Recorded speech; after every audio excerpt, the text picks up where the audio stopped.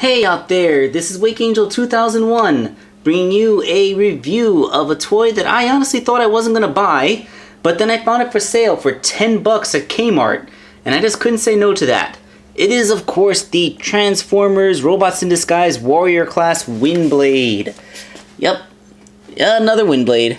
I'm pretty much a sucker for this character, and will buy her as many times as necessary. Alright, so this is Windblade as from the cartoon. I've already reviewed this mold with the Comic-Con exclusive Metroplex deco, so let's just break it down real quick. She has a ball-jointed head, very good at looking up, getting a little bit of a quizzical tilt, and of course going all around. Her head fan is a removable accessory, although her head looks really weird without it, so I prefer to leave it in. Yep. She has ball-jointed shoulders, although something is off with the right shoulder. It's really tight when I move it forwards and backwards. Outwards it's not so bad, but forwards and backwards, little bit weird. I think there's some subtle asymmetries in the ball in her right shoulder. I think if it was intentional, it probably did it to try and make it like a pseudo ratchet joint deal. But be careful if you feel that. It will move, but be gentle when you move it. She has bicep swivels, although they're so tight that I fear I might accidentally snap her arms when I bend them, especially again that right arm. No wrist joints, which is a bummer, because as we all know, wrist joints are really something that you want a character who wields a sword to have, because swiveling wrists are really helpful for sword poses. She has an excellent little waist joint, no problem there. Ball jointed hips that have lots of lovely range. A thigh swivel, a knee that can go 90 degrees, or if you cheat on the transformation joint, you can get it to go all the way, although it does look a little bit weird from certain angles. Although you can kind of fudge it depending on what angle you're looking at her, and it looks a little bit better. And there is movement in the ankle, but it's just for transformation. Although it can help her keep it flat. You know, look at that. Maybe. Yeah, see? Unsupported. So yeah, the mold is actually great. It's wonderfully articulated, and it looks pretty good representation of character. I mean, you saw what I said. It's like you take the Generations mold and you get rid of all the problems that it had physically speaking, and that's pretty much what you get here. It's the aesthetics a little bit simplified for the cartoon line, but you know, it's still good. Her accessory besides the head fan is of course her sword, and normally this thing looks black, but look, it's like very sparkly. It almost looks like a really deep bronze color, the scabbard. The metal flaking they put in there actually does look pretty nice. And I'm not sure if the camera's picking it up very well, but under really bright light, like when I had this out in the sun, it looked less black and more bronze. The blade itself is physically almost identical to the sword that she has in the Generations toy. In fact, I wouldn't be surprised if it turned out to actually just be the same mold. Of course, instead of being cast in translucent plastic, it's solid black now. And I don't know, it's kind of weird to have a sword that's solid black. Kind of reminds me of Sokka's Meteor Steel blade from Avatar: The Last Airbender. And yes, that is an obscure reference to bring up. So, yeah. She holds a sword just fine in her hand. And now, using the other sword that I got from the other Windblade, I can have her dual wield. It's weird how her hands, like, they hold the sword, but they unclip pretty easily.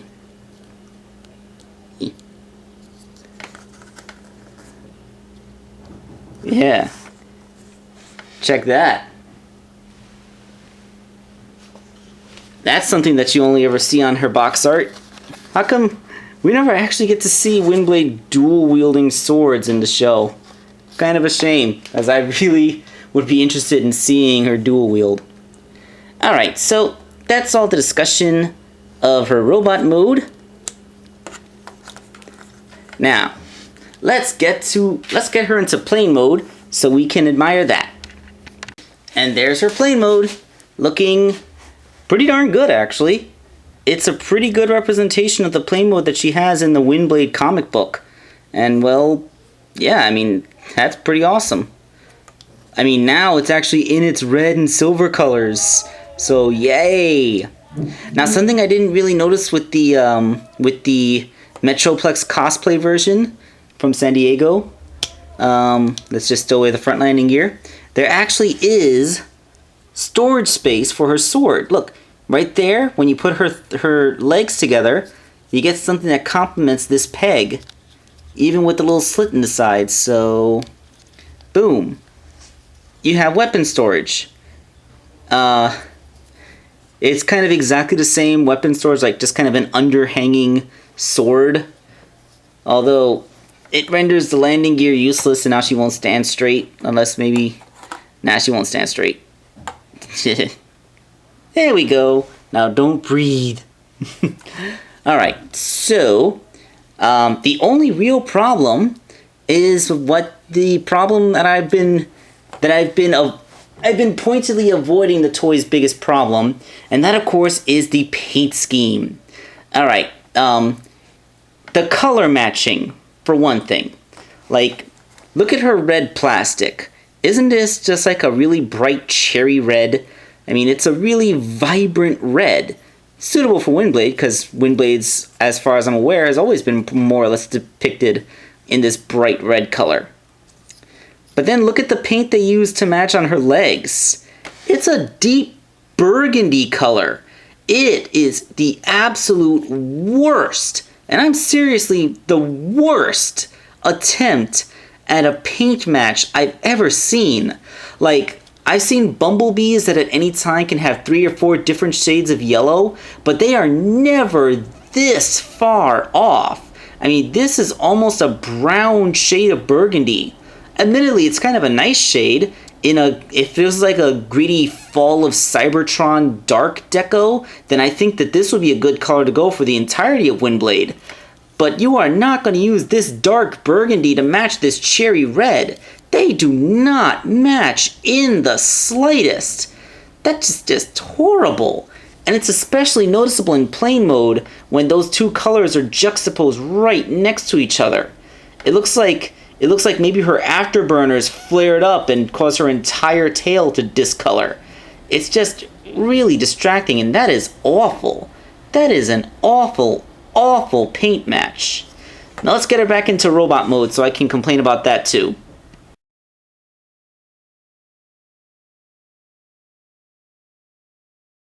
So, yeah, this is her color scheme in the robot mode, which I really didn't mention before, but it is just very, very red.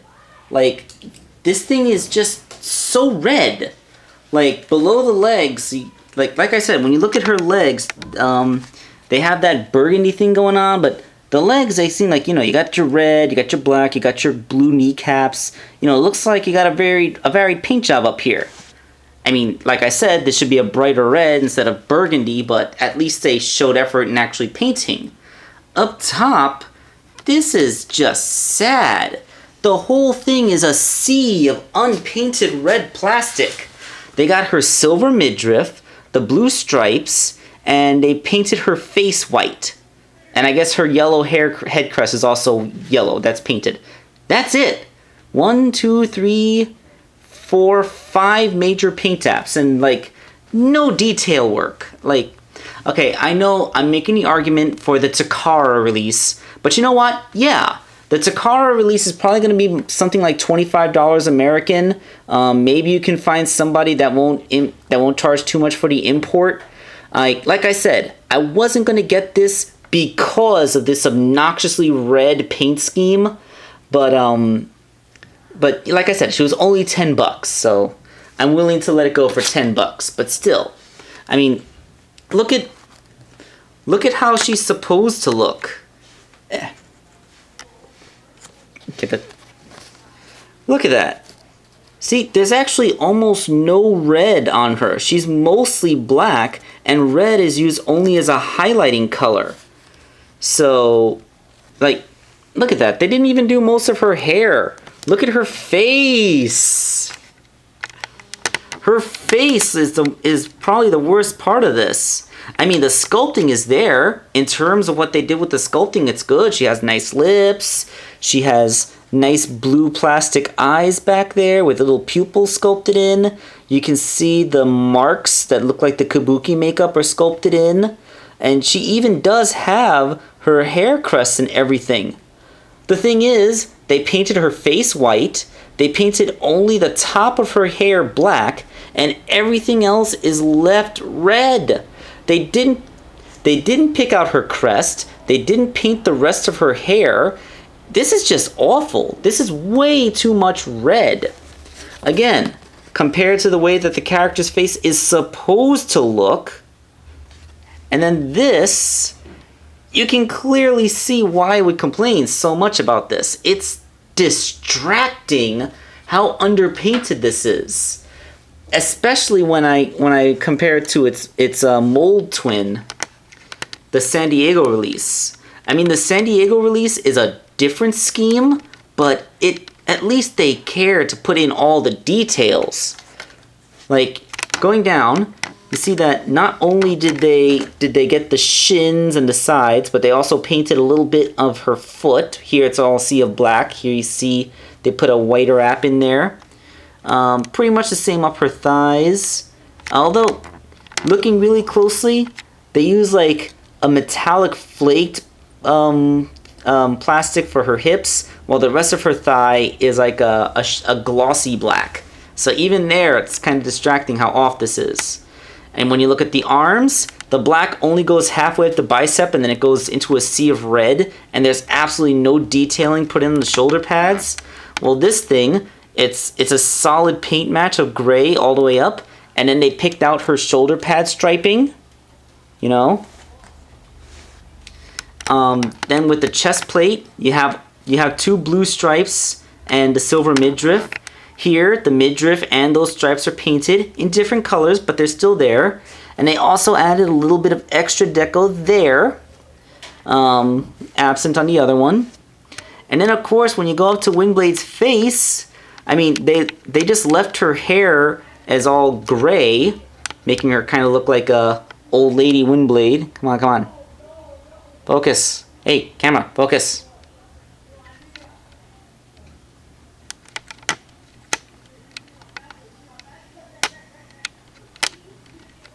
There we go. Yeah, I mean, her hair may have been... It keeps wanting to focus back there. There we go. They left her hair gray, which is a little bit distracting, but look, the face is much crisper, and they totally got the detailing of her crest. And there's a dog outside. Nothing I can do about that. I live on the first floor. So, yeah, I mean...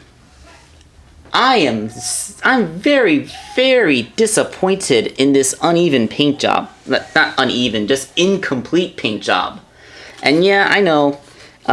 They never really lied to us, because even in the previews they showed that she was going to be mostly red. But look, you'd think that this is a picture of the toy, right? It's not. If you look really closely, you can see the perfectly matched red between the legs and the body. This is a picture of that 3D CGI model that they made. Oh, also Minicon weaponizers, but that just means she can hold those Minicons to turn into weapons. Woo. Yeah. So she is underpainted, and in the one bit of painting that they did do, they really botched the paint match. So yeah, that's pretty sad. Like I said, this Windblade mold is fantastic. As a toy, an action figure, a transformer, it's great in all that respects. It only fails in the really, really lazy paint work that they gave it. if you can pick up the Takara version, which is a much more accurate paint job, I would go with that. Just keep in mind it's going to cost a little more, and right now you can get it for only $10 at Kmart. Getting it for what's essentially knockoff pricing, that kind of makes me forgive the bad paint scheme. But to get it at full regular retail price, which can be anywhere between $16 to $22 depending on what store and where you live, the paint job really could stand to be better. Now, I know what you're thinking. Gee, Wake Angel, are you gonna do like what you did with your strong arm and give her a nice cartoon accurate paint job? I don't know. I don't know if I want to spend another 3 to 4 hours painstakingly painting this thing. And besides, like, the Generations model, like, it may not have as good a job as a Takara, but at least it has some more details in it that makes me, you know, that looks more like Windblade the character, and I like that.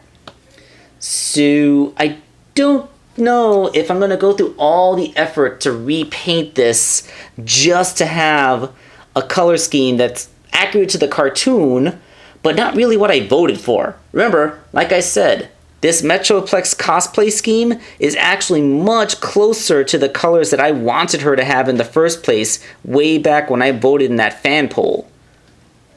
That's a good idea. Maybe there's some other characters you'd like to see me repaint this as. Maybe I can give her a nice air razor scheme. Perhaps make her look like Maxima, that one other plane transformer from the Combiner Wars special. You know, let me know in the comments what you would like to see this repainted as. Maybe, if I had the time, I can actually do it. So yeah, that's a reward for people that stayed to watch the entire video. This is Wakeangel2K1 signing off.